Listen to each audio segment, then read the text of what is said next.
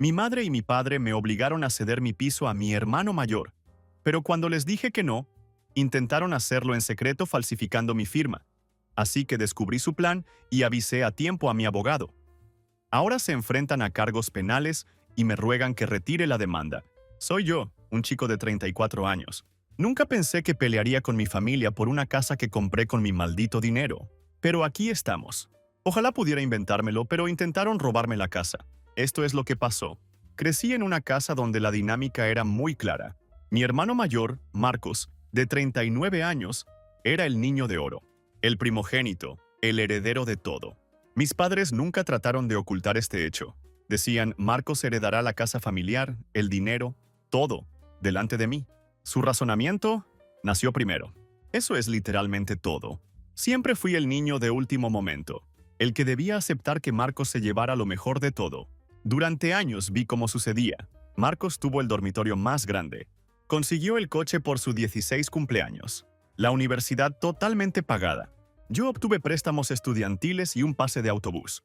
Mi amigo Antonio ha visto esto desde que estábamos en la escuela media. Tus padres actúan como si Marcos hubiera colgado de la luna y tú fueras un vecino cualquiera, me decía. No se equivocaba. El patrón continuó en la edad adulta. Cuando Marcos se casó con su esposa Jessica, mis padres les regalaron $30,000 para el pago inicial de su primera casa. Cuando pedí una ayuda similar 4 años después, recibí un sermón sobre la responsabilidad fiscal y el esfuerzo. La trayectoria profesional de Marcos fue igualmente afortunada. Después de la universidad, mi padre pidió favores. Le consiguió un puesto directivo en la empresa de construcción de un amigo suyo. No necesitaba experiencia. Mientras tanto, yo empecé en el escalón más bajo de una empresa de marketing, trabajando hasta tarde y en proyectos de fin de semana. Papá nunca me preguntó a qué me dedicaba, hasta que llevé 3 años haciéndolo. El año pasado, por fin ahorré lo suficiente para comprar mi propia casa. Después de años de romperme el culo, una de 3 habitaciones en Tampa en un barrio que me gustaba. La casa necesitaba trabajo, pero pasé 6 meses consiguiendo exactamente como yo quería. Cocina nueva, maderas nobles restauradas. Transformé el garaje en un gimnasio. Este lugar era 100% mío, comprado con el dinero que gané durante 15 años de 60 horas semanales y ahorros agresivos. Sentí que por fin había hecho algo que era solo para mí. Mi nombre en una escritura, mis reglas, mi vida, sin ataduras familiares. Al menos eso pensaba yo. Unos 3 meses después de mudarme, mis padres se invitaron a cenar. Papá inspeccionó todo como si fuera un inspector del código de construcción, haciendo pequeños comentarios sobre el trabajo amateur en mis renovaciones. Mamá me preguntaba si me sentía sola en una casa tan grande para una sola persona. Después de la cena me sentaron con expresiones serias, que recordaba de las charlas de mi infancia. «Hijo», dijo mi padre, «tu madre y yo hemos estado hablando de la situación de tu casa. Creemos que tendría más sentido que Marcos se hiciera cargo de la propiedad». Me quedé mirándolo. «¿Cómo dices?». Mamá intervino. «Solo intentamos que el patrimonio familiar esté bien gestionado. Marcos tiene hijos que necesitan el espacio. Estás soltero, es la solución práctica». «¿De qué demonios estás hablando? Esta es mi casa», dije. «La compré con mi dinero, no hay ninguna situación que discutir». Papá se inclinó hacia adelante usando su pose intimidatoria. Eso funcionaba cuando tenía 10 años, pero ya no. «No estamos tratando de quitártela. Se trata de la unidad familiar. Marcos, por supuesto, te dejaría quedarte aquí hasta que encuentres un lugar más pequeño». Antes de que pudiera responder, Marcos entró de la cocina, donde aparentemente había estado escuchando todo el tiempo. Tenía esa mirada de suficiencia que ha tenido desde que éramos niños. «No te lo tomes como algo personal, hermano», dijo. «Solo se trata de lo que tiene sentido para la familia. Realmente no necesitas todo este espacio. Esta es mi casa», me levanté. «No voy a ceder nada a ti ni a nadie más». Fin de la discusión. La temperatura en la habitación bajó unos 20 grados. Mis padres intercambiaron esa mirada que siempre comparten cuando no me alineo. Se fueron poco después. La noche claramente arruinada para ellos. Pasé la noche dando vueltas por mi casa, medio convencido de que había alucinado toda la conversación. ¿Qué clase de familia te pide que renuncies a tu casa? ¿Qué clase de hermano piensa que es una petición razonable? El derecho era tan absurdo que me reía a carcajadas. Solo en mi cocina a medianoche, tratando de procesar lo que acababa de pasar, a la mañana siguiente llamé a Antonio, la única persona que realmente entendía la dinámica de mi familia. porque él había sido testigo de primera mano durante décadas. Tío, creo que mi familia ha perdido la cabeza, le dije, contando la conversación de la noche anterior. Honestamente, ni siquiera me sorprende, dijo Antonio. Tu hermano siempre pensó que tenía derecho a todo lo que tienes. ¿Recuerdas cuando intentó quitarte tu primer coche? Lo recordé. Había ahorrado durante 2 años trabajando en una tienda de comestibles para comprar un coche usado cuando tenía 18 años. Marcos había destrozado su segundo coche, el que mis padres le compraron después de que destrozara el primero, y de repente empezó a hablar de que necesitaba el mío para su trabajo. Mis padres lo habían respaldado. Solo conservé el coche amenazando con dejar la universidad y mudarme al otro lado del país. Sí, pero esto es diferente, dije. Esta es mi casa. ¿Cómo podrían pensar que simplemente la entregaría? Porque nunca te habías enfrentado a ellos, señaló Antonio. No para siempre te has quejado, has discutido, pero al final siempre te presentabas a las vacaciones. Siempre te has hecho el simpático. ¿Creen que esta vez también te rendirás? Tenía razón. Llevaba décadas tragándome mi resentimiento en aras de la paz familiar. Esta vez sería diferente. Después de esa visita, las cosas se intensificaron más rápido de lo que esperaba. Mamá comenzó a enviar mensajes de texto constantemente con los viajes de la culpa. La familia debe apoyarse mutuamente, y los hijos de Marcos merecen un hogar estable. ¿Por qué eres tan egoísta? Papá llamaba con discursos sobre la responsabilidad con el nombre de la familia y pensar más allá de uno mismo. Mi tía Clara, hermana de mamá e igualmente autorizada, empezó a llamarme también. Tu primo le dio su casa a su hermano mayor cuando se casó. Eso es lo que hace la familia, me sermoneó. Le recordé que su hijo había recibido una casa de su abuelo. Así que no era exactamente la misma situación. Me colgó. Marcos fue lo peor. Empezó a aparecer sin avisar con su esposa Jessica, que es el equivalente humano de un corte de pelo. Déjeme hablar con su gerente. Caminaban por mi casa señalando cosas, discutiendo lo que cambiarían una vez que fuera suya. Esta pared debería caerse, decía Jessica, golpeando en la pared de mi sala de estar. Necesitamos un concepto abierto para el entretenimiento. Las primeras veces intenté ser civilizado, recordándoles que esta era mi casa y que no la estaba vendiendo o transfiriendo.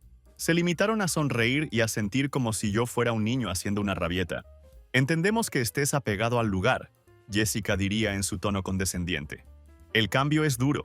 Sus hijos, de 7 y 9 años, ambos malcriados, corrían salvajemente por mi casa, saltaban sobre los muebles, llenaban de barro mis pisos nuevos y desordenaban mis cosas mientras Marcos y Jessica no hacían nada para detenerlos. Los niños son niños, decía Marcos cuando yo señalaba su comportamiento, como si la destrucción de la propiedad fuera una fuerza inevitable de la naturaleza.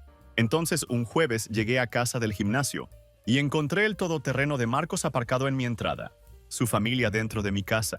Habían usado la llave de repuesto que estúpidamente guardé bajo una roca para emergencias. Estábamos en el vecindario, dijo Marcos despreocupadamente, mientras sus hijos estaban literalmente dibujando en la pared de mi comedor con rotuladores. Coge a tus hijos y vete, le dije. Ahora. Jessica me lanzó su característica mirada de indignación practicada. Solo están jugando, no seas tan tenso. Tomé mi llave y cambié las cerraduras esa tarde. Antonio vino a ayudar y no podía creer lo que estaba pasando. Amigo, este es el siguiente nivel de derecho, dijo, mientras instalábamos nuevos cerrojos. Documéntalo todo. Siguiendo su consejo, instalé cámaras de seguridad en todos los puntos de entrada de mi casa y empecé a guardar registros de cada interacción. El peor incidente ocurrió 4 meses después de comprar la casa. Además de la casa, mi orgullo y alegría era mi Plymouth Cuda de 1970. Un muscle car clásico, naranja brillante con el 440 Watch original. Pasé 3 años restaurándolo. Incontables fines de semana, noches enteras en el garaje. Miles de dólares en piezas. Hice la mayor parte del trabajo yo mismo, desde reconstruir el carburador hasta retapizar el interior. Ese auto representó miles de horas de mi vida. Estaba en la cocina cuando escuché un extraño sonido de raspado proveniente de la entrada. Miré por la ventana y vi a Brandon, el hijo de 9 años de Marcos, arrastrando deliberadamente una piedra por el lado del pasajero de mi Cuda, tallando un profundo rasguño desde el faro delantero hasta la luz trasera. Salí corriendo con la sangre hirviendo. ¿Qué demonios estás haciendo?, grité. El chico me miró con una sonrisita de suficiencia, la misma que siempre tenía su padre. Es solo un estúpido coche viejo, dijo, todavía sosteniendo la piedra. Lo perdí. Le quité la piedra de la mano y la lancé al otro lado del patio. Luego lo empujé. No tan fuerte, pero lo suficiente para que cayera de culo. Parecía sorprendido. ¡Aléjate de mi coche!, grité con los dientes apretados. El chico empezó a lamentarse como si le hubiera roto el brazo. Marcos y Jessica salieron corriendo, seguidos por mis padres que aparentemente habían estado adentro todo el tiempo. ¿Qué te pasa?, Jessica gritó, levantando a Brandon. Es solo un niño. Tu hijo acaba de causar $3,000 en daños a mi coche, dije. Señalando a la profunda hendidura en la pintura y el metal, Marcos se acercó, sacando pecho. Es solo un coche, no quería decir nada con ello.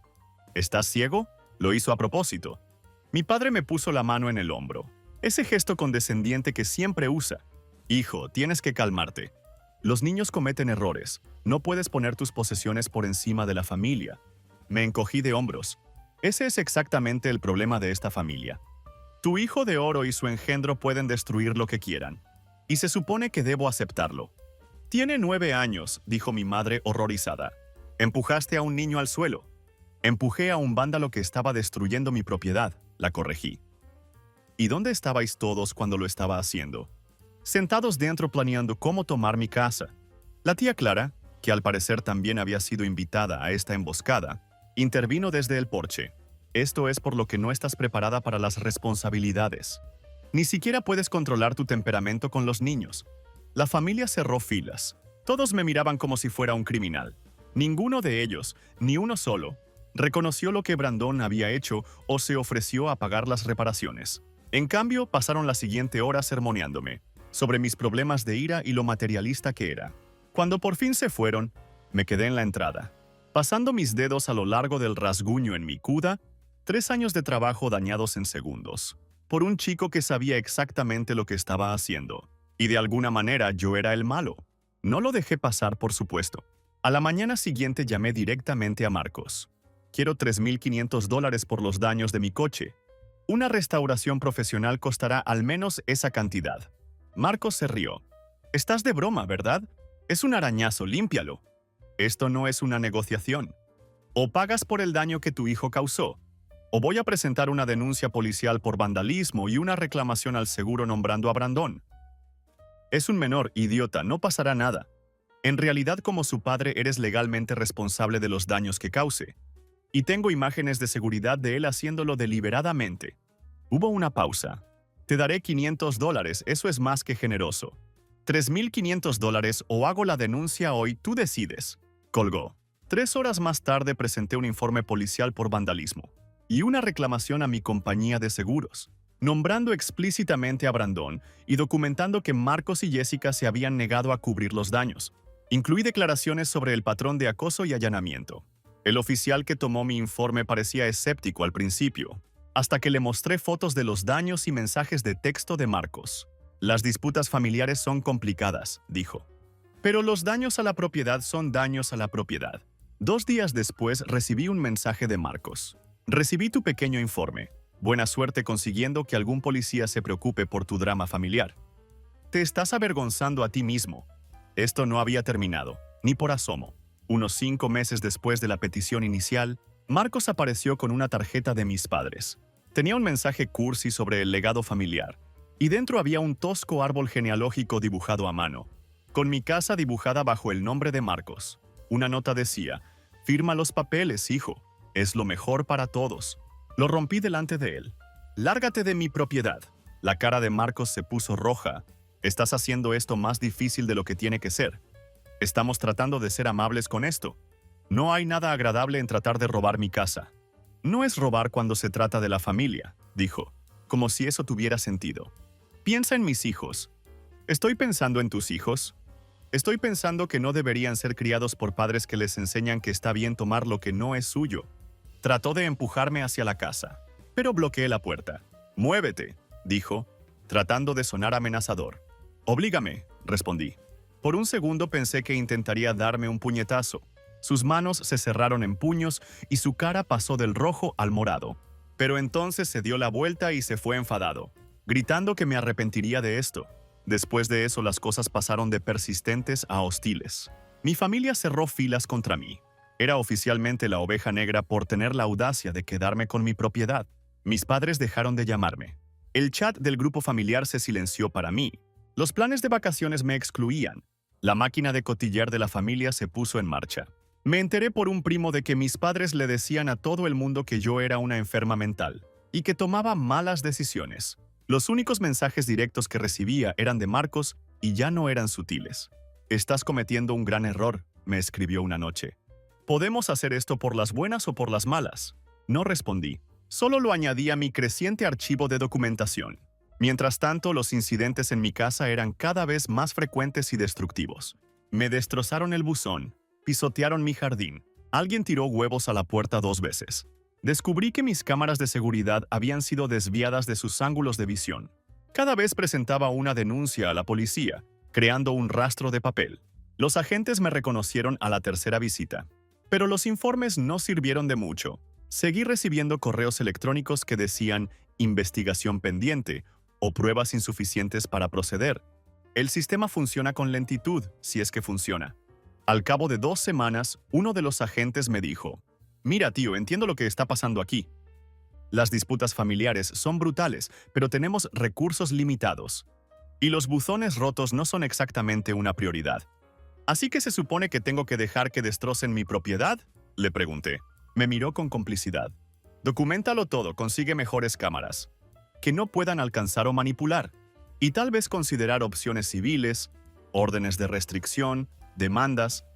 Pégales donde les duele». Fue un consejo sólido. Al día siguiente cambié a cámaras montadas en lo alto de la casa, fuera del alcance sin una escalera, con batería de reserva por si alguien cortaba la electricidad. Instalé un buzón de acero empotrado en hormigón. Añadí sensores de movimiento que me avisarían si alguien ponía un pie en mi propiedad. Una noche llegué a casa y encontré a los hijos de Marcos montando en bici por mi césped, cavando profundos surcos en la hierba que acababa de resembrar. Jessica estaba sentada en su todoterreno aparcado al otro lado de la calle, claramente supervisando, pero sin hacer nada para detenerlos. Me acerqué a su coche. «Saca a tus secuaces de mi propiedad ahora». Apenas levantó la vista de su teléfono. «Solo están jugando, no es para tanto». «Es un gran problema. Es allanamiento de morada y lo sabes». Puso los ojos en blanco. «Dios, eres tan dramática. Por eso todo el mundo piensa que eres inestable». Saqué mi teléfono y empecé a grabar. «Te pido una vez más que saques a tus hijos de mi propiedad». Algo en la cámara la hizo cambiar su enfoque. Llamó a los niños con falsa dulzura. Luego me fulminó con la mirada. «Marcos tiene razón sobre ti, te vas a arrepentir de esto». Esa noche llamé a Antonio. «Creo que necesito profundizar en lo que realmente está pasando», le dije. «Esto no es normal ni siquiera para mi familia». «Mi primo trabaja en la oficina de registros del condado», dijo Antonio. «Déjame ver qué puedo averiguar sobre la propiedad de tus padres». Mientras esperaba la información de Antonio, decidí tomar un enfoque más proactivo. Revisé las redes sociales de Marcos y noté algo interesante. Para alguien que actuaba como si le fuera bien, había signos sutiles de tensión financiera. Las vacaciones familiares que habían estado planeando durante meses, de repente desaparecieron del Instagram de Jessica. La página de negocios de Marcos no se había actualizado en semanas. Su hijo mayor de repente estaba en la escuela pública, en lugar de la privada de la que presumían. También recordé que Marcos había sido extrañamente vago sobre su negocio de construcción durante los últimos 2 años. Cada vez que la familia le preguntaba cómo iba, él daba respuestas genéricas sobre planes de expansión y nuevos proyectos en el horizonte. Pero en realidad nunca había visto ninguna evidencia de estos proyectos. Algo no cuadraba. El nivel de desesperación que mostraban por conseguir mi casa parecía desproporcionado. Marcos siempre había tenido derecho, pero esto iba más allá. Esto parecía pánico. 2 semanas después recibí una extraña llamada de mi banco. El departamento hipotecario quería verificar cierta información sobre una solicitud reciente que incluía mi propiedad. «No he solicitado nada», le dije a la mujer al teléfono. «Tenemos una solicitud de refinanciación en la que su propiedad figura como garantía secundaria». «Eso es imposible», le dije. «No he refinanciado nada». Hubo una pausa. La solicitud fue presentada por Roberto y Patricia Harrison. Mis padres. Se me cayó el estómago. Ellos no son los dueños de mi casa, soy yo. Eso es lo que nuestro proceso de verificación marcó, dijo. La documentación presentada no coincide con nuestros registros. Le pregunté qué documentación habían presentado. No puedo compartir todos los detalles. pero parece que trataron de incluir su propiedad como parte de un fideicomiso familiar. Nuestro proceso de verificación detectó la discrepancia. Después de colgar, llamé a Antonio, que vino inmediatamente, con una carpeta de documentos que su primo había sacado. Lo que encontró lo cambió todo. El patrimonio familiar, el legado que mis padres hablaban de preservar, estaba hipotecada hasta el cuello. No solo una vez, sino 3 veces en la última década. Cada refinanciación coincidió con una inyección de efectivo en los negocios de Marcos, todos los cuales habían fracasado en silencio. La constructora de Marcos había quebrado hacía 2 años. Su grupo de inversión inmobiliaria se disolvió después de un pleito del que nunca oí hablar. Su bar deportivo cerró a los 8 meses de abrir. Cada fracaso había sido encubierto por mis padres, sacando más capital de su casa. «Hay más», dijo Antonio, señalando documentos recientes. «Tienen 6 meses de retraso en los pagos. El banco ha iniciado un procedimiento de ejecución hipotecaria». De repente todo tenía sentido. No estaban detrás de mi casa por alguna tradición familiar. Necesitaban mi propiedad para salir de la ruina financiera, que habían creado financiando los fracasos de Marcos. A medida que profundizábamos en los registros del condado, encontramos algo aún peor. Mis padres habían intentado recientemente sacar un nuevo préstamo, usando documentos falsificados que decían que eran dueños de mi casa como propiedad secundaria. El proceso de verificación del banco lo había detectado, pero lo habían intentado. «Así es como lo hicieron», dijo Antonio, señalando un documento notarial. «Crearon un fideicomiso familiar falso con fecha de hace 3 años, listando todas las propiedades familiares incluyendo tu dirección. A pesar de que no eras el dueño entonces, antedataron todo y falsificaron lo que parece tu firma como fideicomisario. Luego trataron de presentar una escritura de renuncia, transfiriendo su parte de su casa para utilizarla como garantía del préstamo. El intento de fraude estaba documentado en blanco y negro. Habían usado mi dirección, los detalles de mi propiedad, pero sustituyeron mi nombre por el suyo en las solicitudes de préstamos, y estaba la firma de Jessica como testigo en varios de los documentos. Ella no era solo una espectadora, estaba activamente involucrada». Me sentí mal leyendo el papeleo. No solo por la traición, sino por la incompetencia de todo. ¿Realmente pensaban que los bancos no verificarían la propiedad? ¿Creían que no me daría cuenta si mi casa de repente formaba parte de su garantía? La desesperación era evidente. Armado con esta información, me puse en contacto con un abogado especializado en fraudes inmobiliarios. Se reunió conmigo en su despacho la semana siguiente.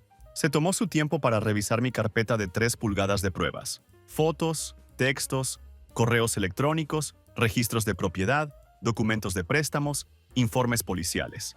«Esto es en realidad bastante sencillo», me dijo después de revisar todo. «Han intentado fraude de préstamo, robo de identidad y falsificación de documentos. Tenemos múltiples opciones». «¿Qué me recomienda?», le pregunté. Ella se recostó en su silla. «Bueno, la opción nuclear sería presentar cargos criminales. Podrían enfrentarse a penas de cárcel por falsificación y fraude.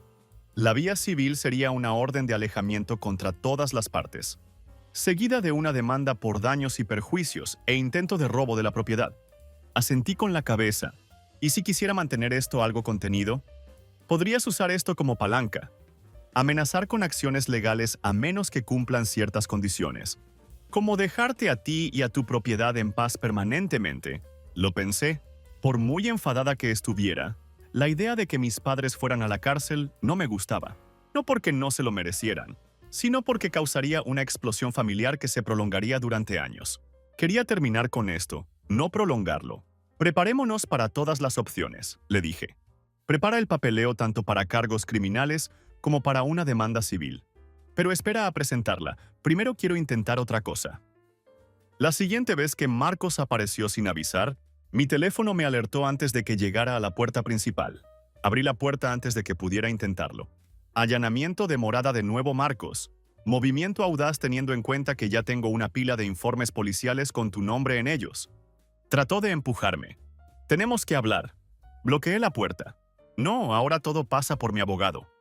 «¿Abogado? No seas ridículo, esto es un asunto familiar». «Corta esta mierda ya. Familia mi culo. Trataste de robar mi casa y mi identidad. Por cierto, la cámara de seguridad está grabando toda esta conversación». Por primera vez vi verdadero miedo en su cara. Se retiró a su coche sin decir una palabra más. Al día siguiente, hice que mi abogado enviara cartas formales de cese y desistimiento. a mis padres, Marcos y Jessica, y a la tía Clara.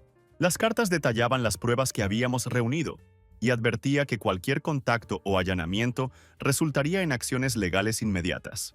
La respuesta fue rápida. Mi madre llamó llorando diciendo que nunca habían querido hacer daño. Mi padre envió un correo electrónico lleno de bravatas sobre cómo estaba exagerando. Marcos no me contactó directamente, pero me enteré por otro primo que le decía a la gente que me había vuelto loca e inventaba mentiras sobre la familia. Ninguno de ellos negó el intento de fraude. Ninguno. 2 días después recibí un mensaje grupal de mi madre. Reunión familiar el domingo a las 14 horas. La asistencia es obligatoria. Pasé los siguientes 4 días organizando mis pruebas con mi abogado. Compilamos una carpeta con divisores, documentos de propiedad, línea de tiempo de acoso, fraude financiero, vandalismo, cada texto, email y foto ordenados y con fecha y hora. Me presenté con Antonio esperando en su auto calle abajo como refuerzo. Toda la familia estaba allí. Mis padres, Marcos y Jessica, sus hijos, la tía Clara, y un par de primos claramente traídos como refuerzos. Mi padre empezó con su habitual discurso patriarcal sobre la unidad familiar y el respeto. Mamá siguió con comentarios llorosos sobre cómo yo estaba destrozando a la familia, con mi egoísmo. Los dejé terminar. Luego coloqué mi gruesa carpeta sobre la mesa. Sé lo de las hipotecas, dije con calma. Sé sobre el intento de fraude de préstamo usando mi propiedad. Sé sobre los procedimientos de ejecución hipotecaria. Lo sé todo. La habitación se quedó en silencio. La cara de Marcos se quedó sin color. Mi madre se detuvo a medio sollozar. Recibí una llamada del banco, continué. Están muy interesados en las solicitudes de préstamo falsificadas. Con mi propiedad como garantía, mi padre intentó recuperar el control. Todo esto es un malentendido. 3 hipotecas para financiar los negocios fallidos de Marcos no es un malentendido, atajé. Falsificar documentos para asegurar un préstamo usando mi casa no es un malentendido. Es un fraude. Marcos se levantó señalándome. Pequeño desagradecido. Siéntate, le dije sin levantar la voz. No he terminado. Ya he presentado una denuncia policial por el vandalismo a mi coche. He documentado cada allanamiento, cada amenaza, cada intrusión. Tengo un rastro de papel de 1 milla de largo. Y estoy preparado para presentar cargos por todo ello. El timbre sonó, interrumpiendo mi discurso. Mi padre parecía aliviado por la distracción, hasta que la puerta se abrió y el tío Francisco entró. El hermano de mi padre que se había mantenido alejado del drama familiar durante años. Parecía sombrío. Siento llegar tarde, dijo. Luego miró directamente a Marcos. Recibí tu mensaje sobre la necesidad de más dinero. Pero pensé que sería mejor discutirlo aquí. Los ojos de Marcos se abrieron de par en par. Tío Francisco, este no es el momento ni el lugar. Tío Francisco terminó. Creo que es exactamente el momento y el lugar adecuados. Te he prestado $85,000 en los últimos 4 años. Dinero que juraste era para tu negocio. Dinero que prometiste devolver. Ahora me entero de que has estado tomando préstamos de otra media docena de personas. Incluso tratando de utilizar la propiedad de su hermano como garantía sin su conocimiento, la habitación estalló. Mis padres trataron de hablar sobre el tío Francisco, pero él levantó la voz. He estado callado demasiado tiempo sobre esto. Tu chico de oro aquí ha estado ejecutando un esquema Ponzi de un solo hombre a través de esta familia durante años. Me mantuve callado porque tu padre me lo suplicó. Dijo que destruiría a la familia si salía a la luz. Pero ya es suficiente. Se volvió hacia mí. Debería haberte advertido hace años de lo que estaba pasando. Marcos balbuceaba, intentando recuperar el control de la narración. Tío Francisco está exagerando. He tenido algunos problemas de liquidez. Has tenido problemas de liquidez durante 1 década, interrumpió el tío Francisco. Nunca has devuelto un centavo a nadie en esta familia. Tus negocios fracasan porque desvías todo el dinero a tus cuentas personales. He visto los registros. Mi madre estaba blanca como un fantasma ahora, mirando entre Marcos y el tío Francisco como si estuviera viendo un partido de tenis. Me volví hacia mis padres. Tengo 2 opciones para todos ustedes. Opción 1. Presento cargos formales. Fraude de préstamo, robo de identidad, intento de robo de propiedad, vandalismo criminal, acoso. El banco congela todas las cuentas mientras investigan. La casa entra en ejecución hipotecaria inmediata. Marcos y papá probablemente se enfrenten a cargos criminales. La tía Clara jadeó. Jessica empezó a llorar. Opción 2, continué. Todos ustedes me dejan en paz por completo. No más llamadas, no más visitas, no más mensajes, no más charlas sobre la tradición familiar, no más exigencias. Mi casa sigue siendo mía y todos ustedes se alejan de ella y de mí para siempre. No puedes aislarte de tu familia, dijo mi madre. Pero su voz había perdido su filo manipulador. Mírame, respondí. Te daré hasta mañana para decidir. Si no oigo que has elegido la opción 2, asumiré que quieres la opción 1. Me levanté para irme. Marcos me bloqueó el paso. Te crees muy listo, siseó. Siempre has estado celoso. Me reí en su cara. ¿Celoso de qué? ¿De tus negocios fallidos? ¿De tu montaña de deudas? ¿De tu incapacidad para mantener a tu familia sin que papá y mamá te saquen de apuros? Muévete. Cuando llegué a la puerta, mi padre gritó: Hijo, por favor, podemos resolver esto. Me di la vuelta. Tuviste años para resolver esto. ¿Elegiste a Marcos cada vez? Ahora me elijo a mí mismo. El tío Francisco me siguió. Voy a presentar mi propia demanda contra Marcos, dijo en voz baja. Tengo cheques cancelados, pagaré todo. Debería haberlo hecho hace años. ¿Por qué no lo hiciste?, le pregunté. Lealtad familiar, dijo con una risa amarga. La razón más estúpida del mundo para dejar que alguien te robe a ciegas. Mientras nos dirigíamos a nuestros coches, me entregó una carpeta. Estas son copias de cada préstamo que le di a Marcos, con las fechas y sus promesas de devolución. Úsalas si las necesitas. Asentí. Gracias por venir hoy. A la mañana siguiente, recibí un mensaje de mi madre. Elegimos la segunda opción. Claro que sí, pero yo elegí la opción 1. No respondí. En lugar de eso, me puse en contacto con mi abogada y le pedí que iniciara el proceso. La presentación de documentación sobre el intento de fraude con el banco, una demanda civil por daños a mi coche contra Marcos y Jessica como padres, y una solicitud de orden de alejamiento contra los familiares directos. ¿Estás seguro de que quieres seguir adelante con todo esto?, preguntó mi abogado. Han aceptado tus condiciones. Han aceptado cosas antes, le dije. No voy a correr ningún riesgo esta vez. Archiva todo. Después de eso, las cosas se calmaron por un tiempo. Seguí comprobando mi buzón de correo para las fechas de corte o respuestas a los archivos. Pero el sistema legal se mueve a su propio ritmo. Las semanas se convirtieron en meses. La vida continuó. Me redoblé en el trabajo, recogiendo proyectos adicionales, y me gané la reputación de ser el tipo que podía resolver los problemas que nadie más quería tocar. Por fin llegó el ascenso que llevaba 2 años persiguiendo.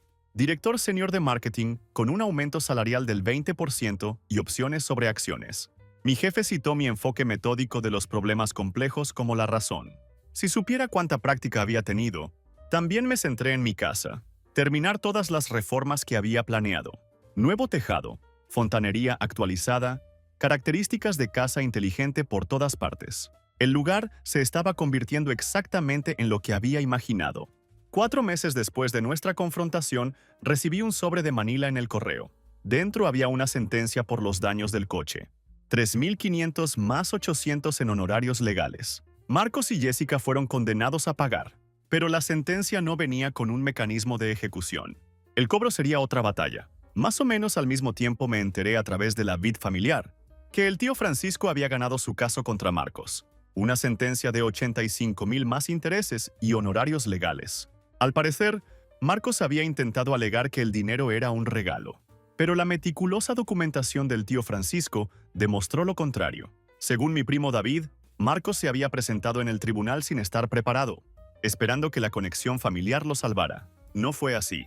Me enteré a través de la vid familiar que las cosas se estaban desmoronando para ellos. El último negocio de Marcos cerró sus puertas silenciosamente, sin grandes anuncios de bancarrota. Solo un cartel de «Se alquila» en la ventana un día.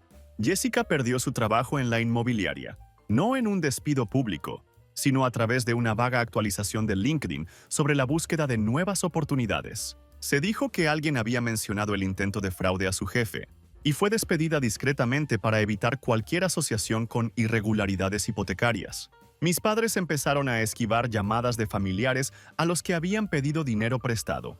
Dejaron de ir al club de campo. Sus coches desaparecieron, sustituidos por modelos mucho más antiguos. La ejecución hipotecaria procedió sin fanfarria. Solo un listado en el sitio web del condado y más tarde un cartel de agente inmobiliario en su patio. La orden de restricción fue concedida después de 2 audiencias reprogramadas y un montón de papeleo. Cuando la notificación oficial finalmente llegó, se sintió anticlimático. Solo un documento que decía que legalmente tenían que permanecer a 500 pies de mí y de mi propiedad. 6 meses después de la gran confrontación, recibí un mensaje de voz de Marcos. Su voz era tenue, nada de la fanfarronería habitual. Hola, soy yo. Sé que probablemente no quieres hablar, pero las cosas están apretadas en este momento. Nos estamos quedando con los padres de Jessica, pero no va bien. Los niños lo están pasando mal. Me preguntaba si tal vez podríamos resolver algo. Lo borré sin responder. El banco acusó formalmente a mis padres de intento de fraude de préstamo. Evitaron la cárcel, pero recibieron libertad condicional y multas elevadas. Su reputación, que siempre les había obsesionado mantener, estaba por los suelos. Me encontré con mi madre en el supermercado 6 meses después. Parecía 10 años mayor. Llevaba ropa que no reconocí. Más barata, desgastada. Empezó a acercarse a mí y luego se detuvo, recordando la orden de alejamiento. «Hijo, necesitamos ayuda», dijo al otro lado del pasillo. «No tenemos a dónde ir». La miré y parecía confusa. «¿Somos familia?» «Sí», le dije. «No lo somos». «Pero no tenemos a dónde ir», repitió. «After making me fight for every scrap my entire life». Después de verme tener 3 trabajos para pagarme la universidad mientras tú le pagabas la matrícula a Marcos. Después de intentar quitarme lo único que construí para mí, ¿ahora esperas que te pague la fianza? Su cara se endureció. ¿Después de todo lo que hicimos por ti? La corté con una carcajada. Cállate, no te atrevas a decir que hiciste algo por mí. No me disteis nada más que sufrimiento. Vaya, no sabía que te habías vuelto tan despiadada, dijo. Adiós, mamá. La vi alejarse, no sentí nada. Mi última interacción con Marcos fue 9 meses después de todo lo que pasó. Se presentó en mi lugar de trabajo. De alguna manera descubrió dónde estaba mi oficina. Seguridad llamó para advertirme que alguien que decía ser mi hermano estaba en el vestíbulo, causando una escena. Bajé y encontré a Marcos con un aspecto que no se parecía en nada al de antes. La postura confiada había dado paso a una encorvada derrota. Pero el derecho todavía estaba allí, justo debajo de la superficie. 5 minutos, dijo cuando me vio. Solo dame 5 minutos. Señalé al guardia de seguridad. La orden de alejamiento dice 500 pies. Estos son unos 15. ¿Quieres añadir cargos por violación a tu expediente? Estoy tratando de hacer las cosas bien, insistió. Somos hermanos, coincidimos en ADN, eso es todo. Mamá y papá lo están perdiendo todo, dijo con la voz quebrada. Pronto estarán en la calle. ¿Y qué? Jesús, hombre. Ten corazón. Son nuestros padres. Le miré fijamente.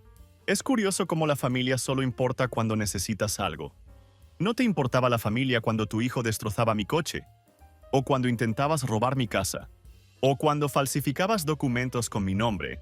Cometí errores, de acuerdo, lo admito. Pero van a perderlo todo. Ya lo hicieron, respondí. Apoyándote a ti en vez de tratarnos igual, hipotecando su futuro por tus fracasos. Tuvo la osadía de parecer ofendido. ¿Así que de eso se trata? ¿Los estás castigando porque crees que me querían más? No, dije. Me estoy protegiendo de la gente que intentó robarme. Es así de simple. Mientras los de seguridad le escoltaban a la salida, me gritó. Te arrepentirás de esto. La familia es todo lo que tienes al final. Volví a mi despacho y cerré la puerta. Pensé en lo que había dicho. Al final, la familia es lo único que tienes. Tal vez eso era cierto para algunas personas, pero no para mí. Después de eso no volví a saber de ellos. Los siguientes meses fueron tranquilos. Conseguí un ascenso en el trabajo. Terminé las reformas de mi casa. Empecé a salir con alguien que respetaba los límites. Salía con el CUDA los fines de semana, con el motor encendido como una bestia. A veces Antonio y el tío Francisco venían. Eso es lo que pasa con la familia. Nunca se trata de sangre, se trata de respeto. Las personas que trataron de tomar lo que era mío no eran familia, eran ladrones. Mi casa, mi auto, mi vida, me gané cada pedacito. Nadie puede quitármelo.